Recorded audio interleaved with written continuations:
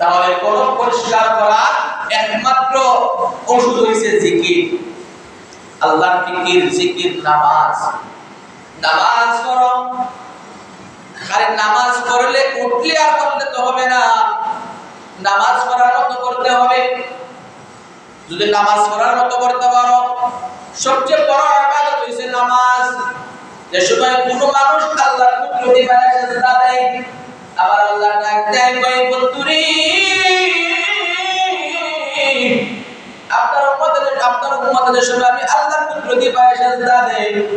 ও বন্ধু, জেনে রাখো, আমার জিবরাইল তো আকাশ কাঁপাইতে পারেন, কিন্তু যে সময় আমার ইমানদার বান্দারা আমি আল্লাহর কুদরতি পায়ে সিজদা দেই, আমি আল্লাহর আরশে আজিম পর্যন্ত ভূমিকম্প শুরু হয়ে যায়। সুবহানাল্লাহ। আরশে আজিম পর্যন্ত ভূমিকম্প শুরু হয় আপনার সিজদার কারণে। কারণটা কি? আল্লাহ ডাক দেয়, আমি আল্লাহ পাক রব্বে কারীম আসমান বানাইছি কোন ফায়াকুন বলিয়া, জমিন বানাইছি কোন ফায়াকুন বলিয়া, আমি আল্লাহ পাক রব্বে কারীম গাছপালা বানাইছি কোন ফায়াকুন বলিয়া, কিন্তু আমার বান্দা বান্দি আমি কোন ফায়াকুন বলে বানাই নাই। আমার বান্দা বান্দি আমি আল্লাহ পাক কোন ফায়াকুন বলে বানাই নাই। আমার বান্দা বান্দি আমি আল্লাহ পাক খালাকনা বিয়াদিয়া, আমি আমার বান্দা বান্দি রে আমার কুদরতি হাত দিয়া বান্দা বান্দির কপাল বানাইছি। সুবহানাল্লাহ। আল্লাহ পাক কুদরতি হাত দিয়া আমার কপাল বানাইলেন, এত দামি কপাল।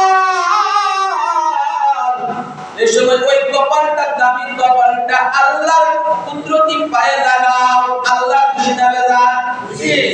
আল্লাহ মনে মনে চিন্তা করে, আমার বান্দা বান্দির কপালটা আমি আল্লাহ এত দামি বানাইলাম, এত মজবুত করে বানাইলাম, আমি নিজের হাত দিয়ে বানাইলাম, আবার আল্লাহর হাত দিয়ে পুরো কপাল বানাইলেন।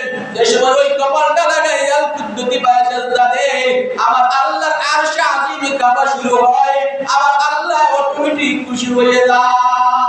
সুবহানাল্লাহ। তাহলে দরকার আছে না নাই?